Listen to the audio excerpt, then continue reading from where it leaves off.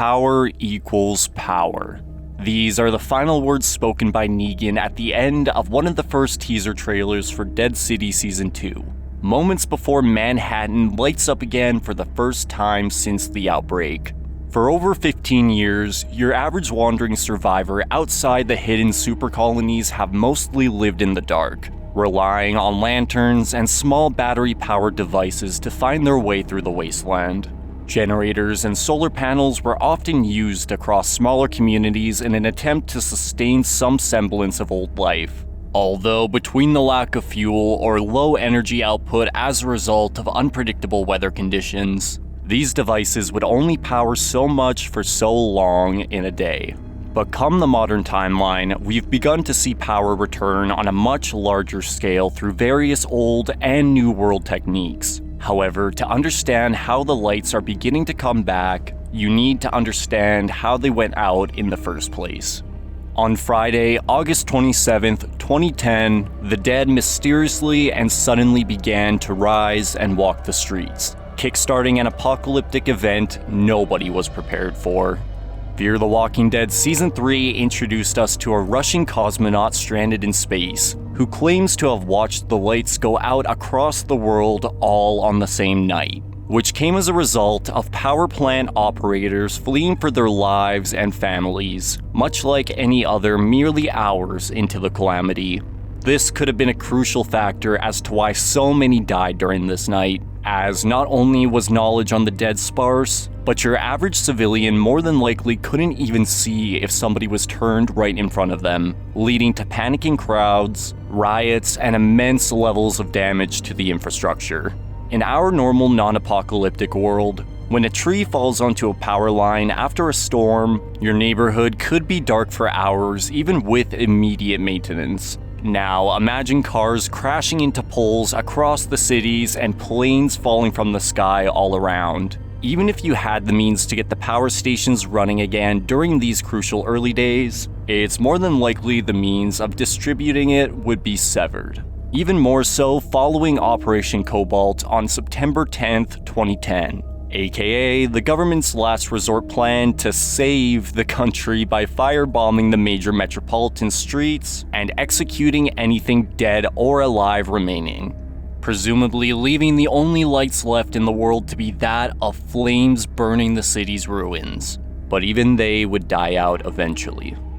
Nuclear power plants across the country would see a similar fate as most staff evacuated when there was nobody left to supply power to. But those who did stay behind, attempting to keep them running, would eventually see the lack of infrastructure lead to meltdowns. With 104 nuclear power plants across the US in 2010, you can only imagine how many irradiated zones there were in the country after the outbreak.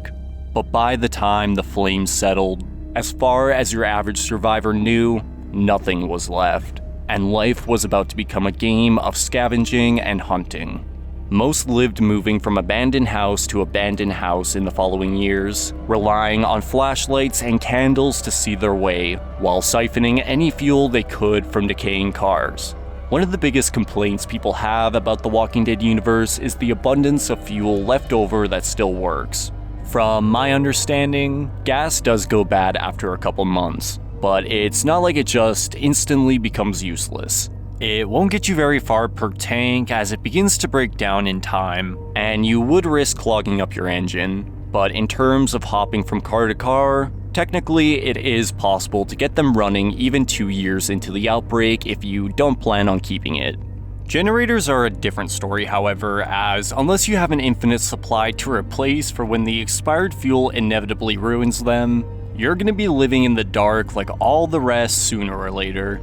So, although we see the occasional backup generator temporarily powering abandoned hospitals early on, and communities such as Woodbury using them for events as late as an entire year into the timeline, it seems most remaining settlements switched to relying on solar panels to keep the lights on as supplies ran dry.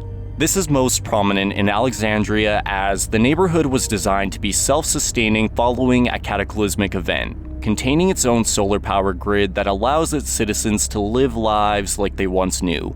Some settlements such as Grady Memorial Hospital were unclear on where they drew their power from, but without the presence of solar panels on the roof, we can only assume they relied on the hospital's backup generator, which would more than likely mean the lights shut off shortly after our group's arrival due to a shortage of fuel.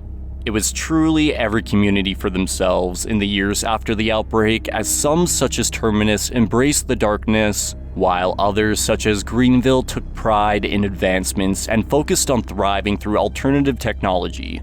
That is, until their eventual ends.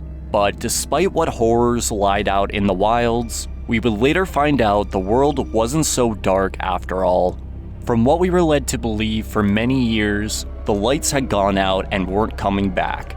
However, it turns out, in some places, it was only for a few months, as there were entire cities out there still functioning. You see, immediately after the outbreak, the Pennsylvania National Guard had fought against the remaining military in an attempt to prevent Operation Cobalt from destroying Philadelphia. And although Pittsburgh was sacrificed in the process, the National Guard had won, leading to the city prospering as it was reorganized into the Civic Republic of Philadelphia. On top of this, we learn of various super colonies in connection with the CR. Portland, Omaha, and its offshoot, the Campus Colony, had also survived the fall of society somehow and constructed large walls, while forming what would be known as the Alliance of Three, all functioning similar to the Old World and all powered through various sources. Meaning, while most survivors were bushwhacking in the dark, navigating corridors with flashlights and lighting their streets with torches, 500,000 people were living as if nothing happened across the country out of the anarchy's reach. While our survivors were siphoning gas from abandoned highways and experiencing the most gruesome horrors imaginable, the Civic Republic were constructing wind turbines, repopulating the power stations and water treatment plants, and producing their own fuel through ethanol-based means while flying across the country to their allies via helicopter. Even the Commonwealth, an independent colony separate from the CR with a population of 50,000, was able to produce its own fuel through a similar setup and sustain itself for years to come. But this didn't end with the super colonies, as we see with the pioneers in Fear the Walking Dead Season 6. It may have taken a bit longer, but smaller coalitions over the following years had begun repopulating the oil sands in an effort to advance past their settler lifestyles. And although this project may have failed for reasons outside their control, it's clear these cities aren't the only hope for humanity, as even single survivors such as Ash from Daryl Dixon had also learned how to produce his own ethanol-based plane fuel within the decade, capable of flying all the way across the Atlantic. Although, despite all this independent progress, with certain survivors living relatively normal lives in comparison to the pre-outbreak world, some coalitions like our very own Washington-based union had begun looking to the past to help with the present, embracing a mixture of modern and medieval technology such as wood-built windmills and water wheels on top of their solar panels to generate electricity over the years. However, these types of colonies could only stay in the past so long as the world was quickly redeveloping around them, which is what brings us to the modern day. By Dead City Season 1's timeline, which could be as far as 18 years in depending on who you ask, we see old world forms of transportation returning, such as shipping vessels and trains via the Commonwealth, resulting in more and more coalitions and settlements springing up across the country, such as New Babylon, a relatively small but lawful community without walls, once again relying on corn-based ethanol to keep their power running, which, from what we've gathered, appears to be the standard method for producing fuel throughout America post-outbreak, as despite their lack of influence in comparison to some of the other superpowers, New Babylon has running streetlights, functioning cars, roadside motels, and bars open for business as survivors have now adapted to the horrors of the New World. However, this production takes up thousands of acres of land to maintain across a full coalition, which has become harder and harder to protect from the dead over the years, explaining why our survivors only used it sparingly for smaller vehicles, as they didn't have much in terms of farmland outside their communities. So instead of looking to the distant past or even pre-apocalypse for a power source, the Barotse in Manhattan, led by a sadistic but genius ex-savior scientist specializing in alternative energy named the Croat, had used the tragedy of the outbreak to their advantage. You see, the army had used the New York sewer system beneath the city to store the corpses of the dead they took out, or thought they took out during their on-the-ground campaign, before eventually turning themselves as many fled to said sewers in order to escape Operation Cobalt, which over the next 15 years resulted in a festering mess of bodies, rotting away while fusing together into horrific undead amalgamations. But despite these tunnels being some of the most dangerous areas of the city, they came with an unexpected benefit as the bodies had begun producing methane gas over the years, which the Croat then used his expertise to convert to fuel that, when harnessed properly, had the capability of bringing the lights back to the city permanently, as we see going into Dead City Season 2. And although there is still a lot of work to be done and a lot of wires to be crossed before power is restored on every street in Manhattan as a result of all the damage to the infrastructure, power equals power, which is exactly where I think the Walking Dead universe should go moving forward on the American side of the story. As discussed in my History of Flight video, I believe this franchise is eventually leading to a sort of re-globalization type direction, with Daryl and Carol acting as liaisons for the European side of the world. But in order to get there, the country has to be united first. We know New Babylon is looking to take advantage of this new world fuel source for themselves as word is beginning to get out. But by the time the heart of Manhattan lights up again, it's almost certain every super colony across the country is gonna know. Power within the ruins is a sign of strength. Negan and the Saviors are infamous across the Eastern Wasteland, so despite these separate factions appearing to have good intentions for humanity as of the end of The Ones Who Live, I believe a type of resource war scenario could be coming for this universe, with the CR's goal being to either stop this morally questionable New World power source, or harness it for themselves. Perhaps we could see this tactic spread to other cities in America.